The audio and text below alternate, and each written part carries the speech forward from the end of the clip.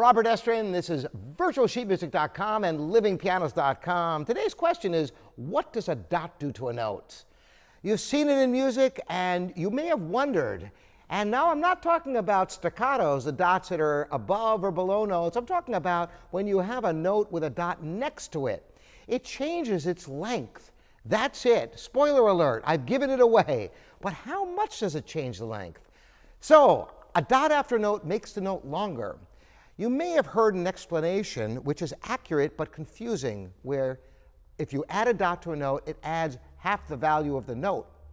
And particularly if you're teaching young children who don't know their fractions yet, and you start talking about, well, you have a quarter note here, and you put a dot on it that adds half the value, what does that add? And you'll get kind of a blank stare. They'll have no idea what you're talking about. Well, I have a much easier way of approaching dotted notes that makes a lot of sense even for more advanced students, which is a dot after a note adds the value of the next faster note.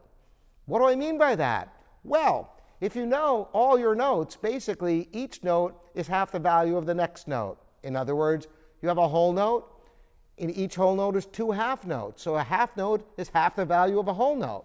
What does that mean then? If you had a dotted whole note, it equaled a whole note plus a half note, a whole plus a half. That's right.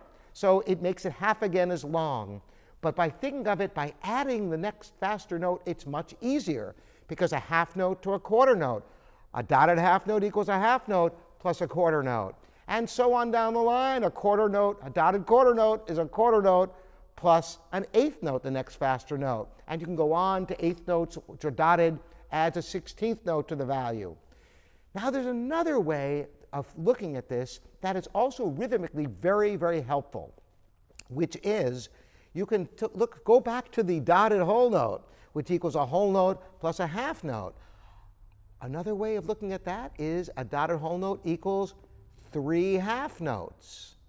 Now, why is this important? Well, because when you get to some of the faster dotted notes, sometimes it's hard to figure out how many note values it gets. Well, think about this. If you had a dotted half note now, that would be 3 quarter notes. A dotted quarter note equals 3 eighth notes.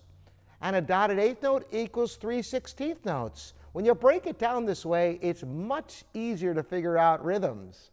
I hope this has been helpful for you. If you have any further questions about dotted rhythms, contact me, and next time we'll talk about doubly dotted rhythms. Does it get even more confusing? No, it's even easier yet. I can't wait to share that with you. Thanks for joining me once again here at virtualsheetmusic.com and livingpianos.com. I'm Robert Estrin.